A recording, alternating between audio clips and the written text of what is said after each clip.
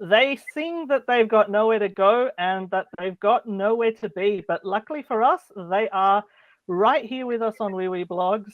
I'm here with Danny and Ash from Voyager, who are going to be representing themselves and trying to earn the right to represent Australia at Eurovision 2022.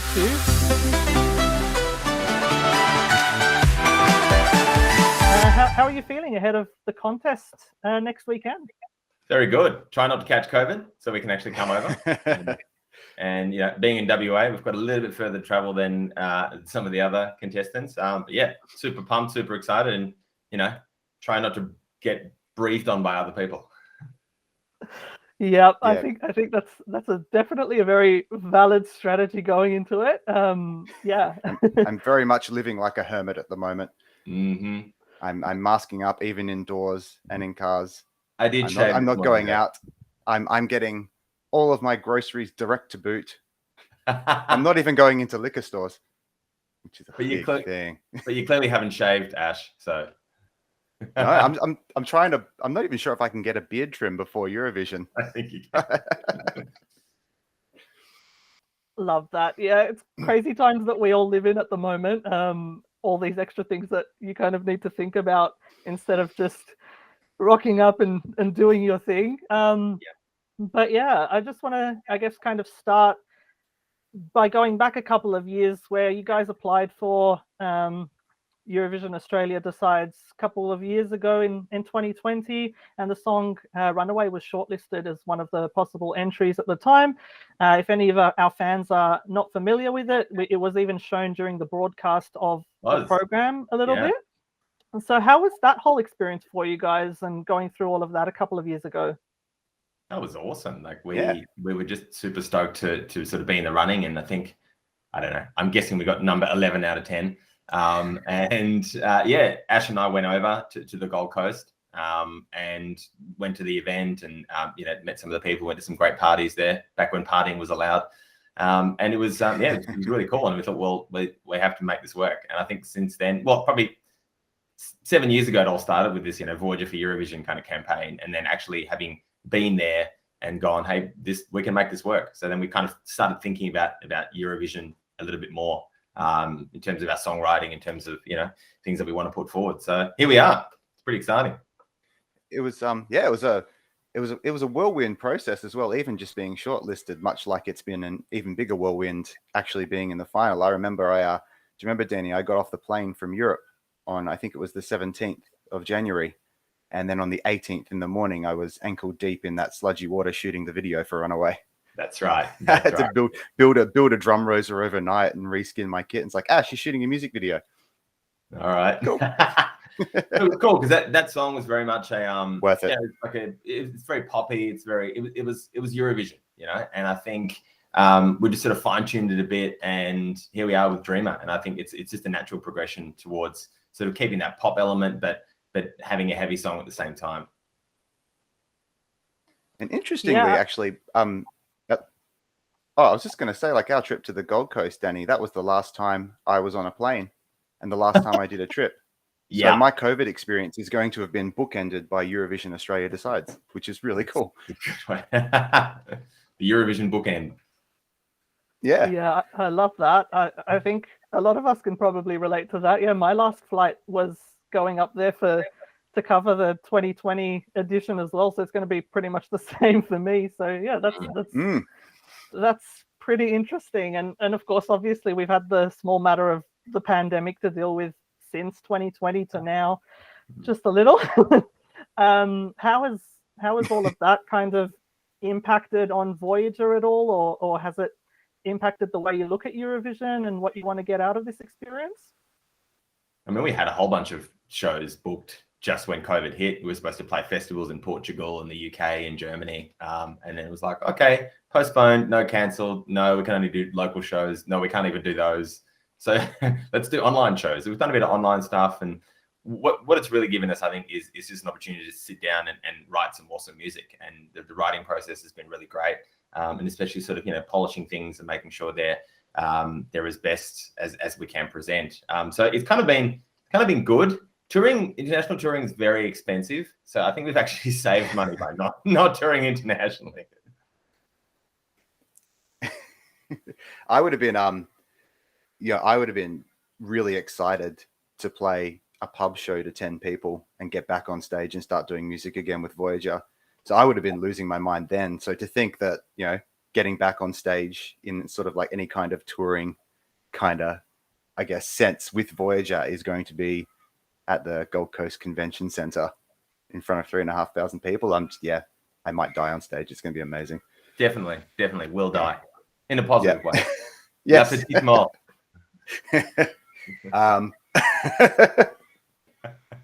You're that excited. I'm pretty excited. Yeah, I mean, I totally understand that, especially after the last couple of years. It must be absolutely amazing. But Voyager have been described as a progressive pop metal band, which doesn't necessarily scream Eurovision to some Eurovision fans, and a lot of our readers and listeners might not be super familiar with the kind of music that you guys are all about. So how would you kind of describe what you do and the genre to someone who's never heard of it? Can I take this one, Ash? Of course. Because I do this a lot. People are like, what do you play? I'm like, it's kind of like, and they go, what, like Metallica, like Slayer, or like, no. It's like Duran Duran, but heavy, or like, I don't know. It's 80s pop, but heavy. So you've got that sort of 80s electro sound. I think Dreamer is probably best described as kind of like a bit presetsy, but metal. So to the untrained ear, it doesn't know about all the 50,000 subgenres of metal, from Viking metal to black metal. It's, if you like 80s pop and catchy melodies, but you like a bit of chunky guitar, then you'll probably like Voyager. I like to tell people we're a pop band disguised as a metal band, and a metal band disguised as a pop band. So depending on where you come from, metal you can show your mum. And it's like, I think what we do is you can listen to Voyager on two levels. One is the pop, bop along, sing along level, because it's all about catchy melodies and things like that. And the other is from a sort of more musicianship, kind of nerding out over, weird time signatures and kind of like little licks and things underneath and moving parts, kind of like ABBA. Like ABBA does that really well. It's pop on top and then kind of really complex stuff underneath. Yeah, I think that's a great way of describing it. I think that, that's awesome. And of course, Voyager as a band, you've performed around Australia, around the world, really. Even if some of that had to be cancelled and postponed over the last couple of years. How does Eurovision compare to all of the other things that you guys have managed to do in the industry? I think, without wanting to sound like I have tickets on myself, it feels like a really good fit. When I'm on stage, and I think I speak for the rest of the guys as well, you feel like the biggest band in the world. It doesn't matter what stage you're on. You feel like, things are exploding behind you. You feel like the lights are there. You feel like you've got a huge crowd. So to actually have a chance to kind of have that stage and have that sort of production experience to go with the music that I feel like really, would benefit from it. It feels like the perfect combination. And it's really awesome to have the opportunity to actually, I guess, see and play the music the way it feels in my head. For sure. Yeah, I totally agree with that. I'm just more excited about not having to do like a 2-hour set, because we used to have to conserve energy and do a headline show somewhere where you really have to kind of conserve that energy. So which song is going to be a bit more taxing. Here you can just go, hey, it's 3 minutes. Let's just smash it out. It's really cool. Yeah, leave nothing on the table. And you're right. It fits. Like, I don't know. I think what we do fits. You said it's unusual for Eurovision fans possibly, but it's not really. Like, it's got all the Eurovision elements. It's got drama. There's an element of metal is drama. Metal and any heavy music is it's like there's energy, there's depth, there's you feel it here, and that's what it is. And if you put in a good show and you put some crazy lights on it, that's Eurovision to me. So whether it's metal or a ballad, I think it's 100% Eurovision.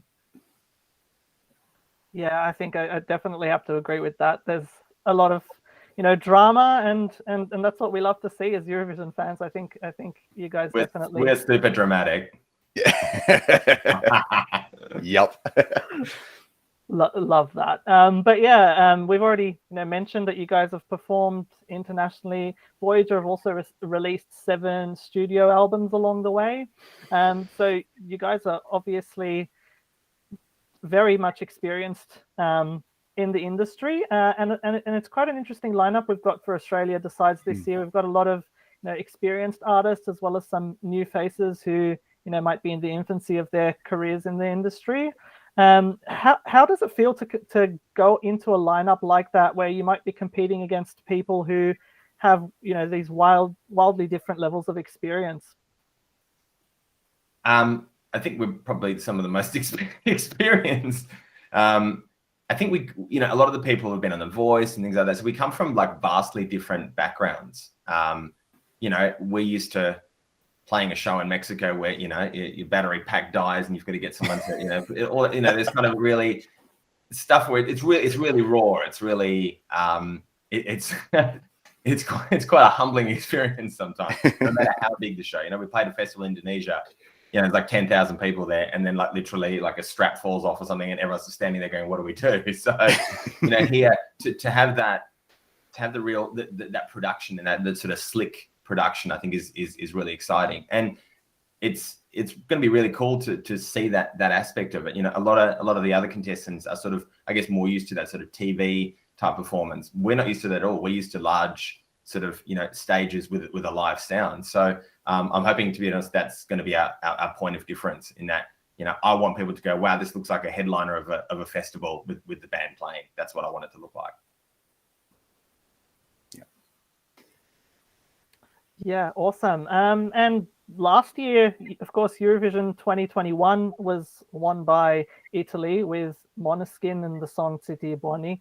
That song was also described as not your typical Eurovision song. Do you guys take any sort of inspiration or anything from seeing that happen last year? Yeah, go on. Sorry. I just love their energy on stage. It's great. I just think it's great to watch people enjoy themselves when they're playing music like that. That really gets me excited when I'm in the crowd, is watching the band having even more fun than I'm having. For sure. Yeah. For sure. Yeah. Look, yeah, the energy is great. Was I surprised that a band like that won? No. I mean, Lordi won. I think the thing that changed for us was Lordi. Well, certainly for me, you're in those circles, you're in sort of metal, and you see Lordi at a metal festival. You go to Wacken Open Air in Germany, and there's Lordi. And next minute, they're like winning Eurovision. You're like, oh, okay, all right, I can do this. We can do this. So why not? I think we're probably more accessible than some of the bands that have played in the past, because people look at it, and if you look at the YouTube comments and things like that, people are like, oh, okay, I'm not usually into this kind of stuff, but I really dig this. So I think that sort of pop electronic accessible nature of the song, I think that puts us ahead in some of the more obscure bands. I mean, who really would have thought Lordi would have won? Like, it's crazy. Yeah, absolutely. No, I love that attitude there. Thanks again so much for your time, Danny and Ash. I won't keep you guys any longer. I know you do have places to be. You will be at the Gold Coast Convention and Exhibition Centre next Friday, Saturday, I beg your pardon, sorry, the 26th of February. And yeah, you'll be one of 11 acts competing to represent Australia at Eurovision. For our readers, viewers, listeners, if you do want to ride that dream a little bit longer with Voyager, especially for our Australian fans, you can vote for them to try to see if they can take this all the way to Eurovision. But thanks again so much for your time, and all the best for Australia Decides. Thank you so much. Thank you so much for having us.